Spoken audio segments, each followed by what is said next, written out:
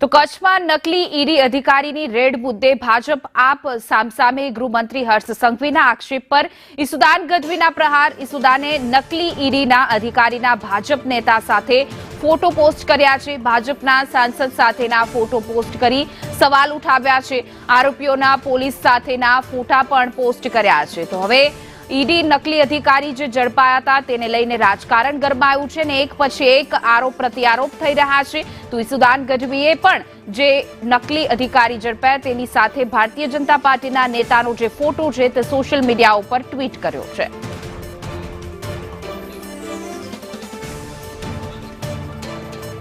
તો આ મુદ્દાને લઈને આમ આદમી પાર્ટીના નેતા ઈસુદાનભાઈ આપણી સાથે જોડાઈ ગયા છે. જે ઈસુદાનભાઈ, સંદેશ ન્યૂઝમાં આપનું સ્વાગત છે. હવે ઈડીના જે આ નકલી અધિકારી છે એ આમ આદમી પાર્ટીના નેતા, હવે એના ઉપર પ્રહાર થઈ રહ્યા છે. તમે પોસ્ટ કર્યો છે ભારતીય જનતા પાર્ટી સાથેનો ફોટો, શું કહેવું છે આપ? બિલકુલ, મારે બહુ દુઃખ સાથે કહેવું પડે, ગૃહમંત્રી જયારે ટ્રોલની જેમ એક ટ્વીટ ખેલવાનું શરૂ કર્યું એટલે પછી નક્કી કર્યું કે ગૃહમંત્રીને આજે એને ખબર પડવી જોઈએ કે એમણે કોને છંછેડ્યા છે. આ ભાઈ આમ આદમી પાર્ટીનો નથી એ પહેલા આપણે કહી ચૂક્યા. તો એમણે કીધું કે તમારી સાથે ફોટો છે, માની લ્યા, એ લોકલ પત્રકાર તરીકે કદાચ આવ્યો પણ હશે. હું તો એમ કહું છું, ગુનેગાર હોય તો આમ આદમી પાર્ટીમાં હોત તો એને તત્કાલિક સસ્પેન્ડ કરી દેતું. બીજું કે એમને ગુનેગાર હોય તો ફાંસીએ લટકાવી દો. પણ તમારે ગૃહમંત્રીની જવાબદારી શું છે? કાર્યવાહી કરવાની છે. મેં અત્યારે જે ટ્વીટ કરી છે એ બે ક્લિયર કટ મેં હર્ષ સંઘવીભાઈને એવું કહું છું કે તમે ટ્વીટ કરીને ભાગી ન જાઓ, આમ આદમી પાર્ટીને કે એના નેતાઓને બદનામ કરીને ભાગી ન જાઓ. અત્યારે મેં ટ્વીટ કર્યું છે એમાં ભાજપના સાંસદ સાથે એમનો ફોટો છે અને ભાજપના સાંસદ સાથે છે, પોલીસ અધિકારીઓ સાથે છે, પીઆઈ ઓફિસર સાથે, એસપી સાથે પણ એમનો ફોટો છે. હજી પણ બીજા ફોટા ઘણા મારી પાસે છે. સવાલ એ છે કે આમની સાથે શું સંબંધ છે? તો હર્ષ સંઘવી ખુલાસો આપે. હર્ષ સંઘવી પોતે જવાબ આપે કે ખરેખર આમની સાથે, સાંસદ સાથે આ ભાઈનો શું સંબંધ છે? શું આ ભાઈને નકલી ઈડી બનીને સાંસદને રૂપિયા પહોંચાડે છે કે નકલી ઈડી બનીને ભાજપ માટે ફંડ ઉઘરાવતા હતા? સવાલ કરો તમે. સવાલ એ છે કે તમે કઈ પ્રકારની ગૃહમંત્રી તરીકે મોટી જવાબદારી તમને ઈશ્વરે આપી છે, લોકોએ આપી છે, તમારી પાર્ટીએ આપી છે અને તમે ટ્વીટરી રમો છો.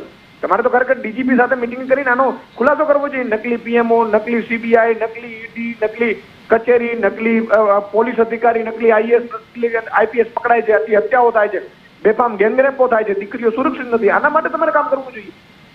એટલે મારે સ્પષ્ટ સવાલ છે હર્ષ સંઘવીભાઈને કે ભાગો નહીં, આવો સંદેશની સાથે આપણે ડિબેટ કરીએ ખુલ્લી. તમે પુરાવા લઈને આવો, હું પુરાવા લઈને આવું.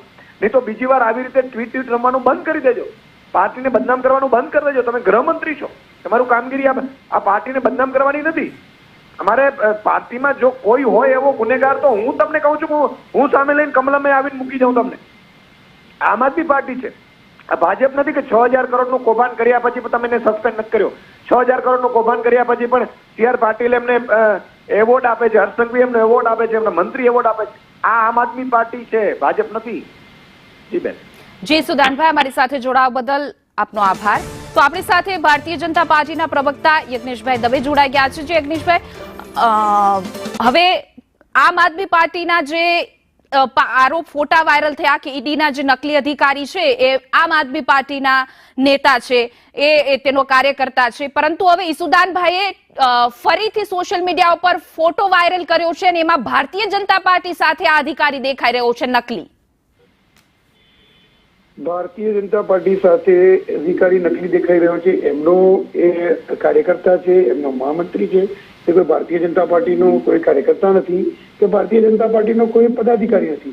પરંતુ ભારતીય જનતા પાર્ટીના લોકપ્રિય નેતાઓ જયારે પ્રજાની વચ્ચે જતા હોય ત્યારે કોઈ વ્યક્તિ એમની સાથે આવીને ફોટો પડાવી જતું હોય છે. એનો મતલબ એ નથી કે ભારતીય જનતા પાર્ટીનો કાર્યકર્તા બની ગયો કે ભારતીય જનતા પાર્ટી નેતા બની ગયો. અને ભારતીય જનતા પાર્ટી પોતાના કોઈ પણ વ્યક્તિ હોય એ ખોટું કરતો હોય તો એને સજા આપવામાં ભારતીય જનતા પાર્ટી જરાય કચાશ રાખતી નથી.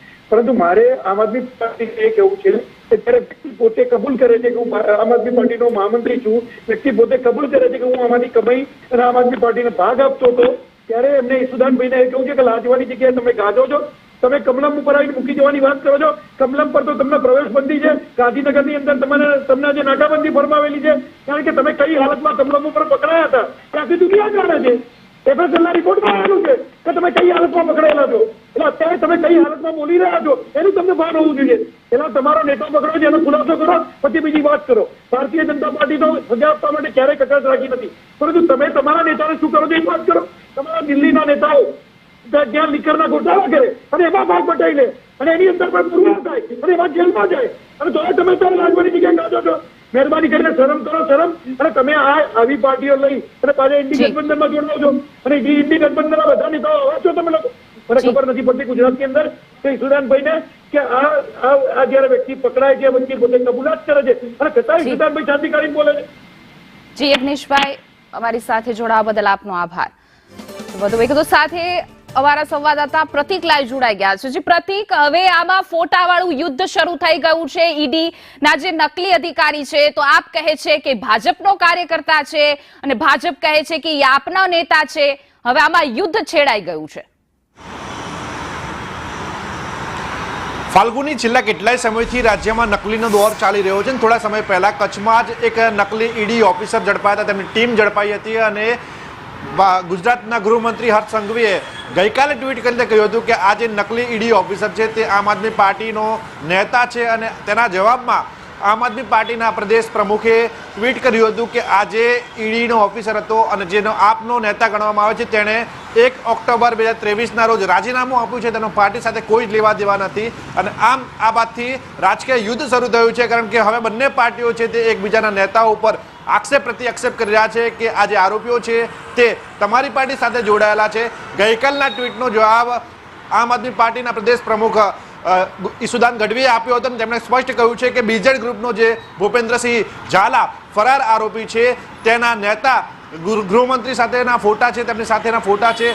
ગૃહમંત્રી ખુદ તેમને એવોર્ડ આપી રહ્યા છે. આ સાથે તેમણે સ્પષ્ટ એ પણ કહ્યું છે કે ભાજપના પ્રદેશ પ્રમુખ CR પાટીલ હોય તેમની સાથે પણ આ આરોપીના ફોટા છે. તો આ બાબતે કોઈ સ્પષ્ટતા કેમ કરતા નથી અને તેમણે ખુલ્લું ચેલેન્જ ગૃહમંત્રી હર્ષ સંઘવીને આપ્યું છે કે જો આ બાબતે નિષ્પક્ષ હોય તો તેમને ખુલ્લામાં આવીને ખુલ્લામાં ચર્ચા કરવી જોઈએ, જેથી કરીને દૂધનું દૂધ અને પાણીનું પાણી થઈ શકશે. પરંતુ ગઈકાલના ટ્વીટ બાદ અત્યાર સુધીમાં એક પણ જવાબ ગૃહમંત્રી હર્ષ સંઘવીનો કે પછી તેમની પાર્ટીના તરફથી કોઈ પણ જવાબ નથી આવ્યો, કારણ કે ઈસુદાન ગઢવીએ જે ફોટા વાયરલ કર્યા છે તે ફોટામાં સ્પષ્ટપણે જોઈ શકાય છે કે બીજેડ ગ્રુપનો જે આરોપી છે ભૂપેન્દ્રસિંહ ઝાલા તેમના ફોટા ગૃહમંત્રી હર્ષ સંઘવી સાથે જે હર્ષ સંઘવી તેમને એવોર્ડ આપી રહ્યા છે. સાથે જ બીજો ફોટો જે છે તે CR પાટીલ સાથેનો છે, ભાજપના પ્રદેશ પ્રમુખ સાથેનો. આ બંને ફોટાને લઈને હવે આમ આદમી પાર્ટીના નેતાઓએ ભાજપને ઘેરવાનું શરૂ કર્યું છે, જેને લઈને હવે ભાજપના નેતાએ હજુ સુધી કોઈ જવાબ આપ્યો નથી. જી પ્રતિક, અમારી સાથે જોડાવા સમગ્ર માહિતી આપવા બદલ આપનો આભાર.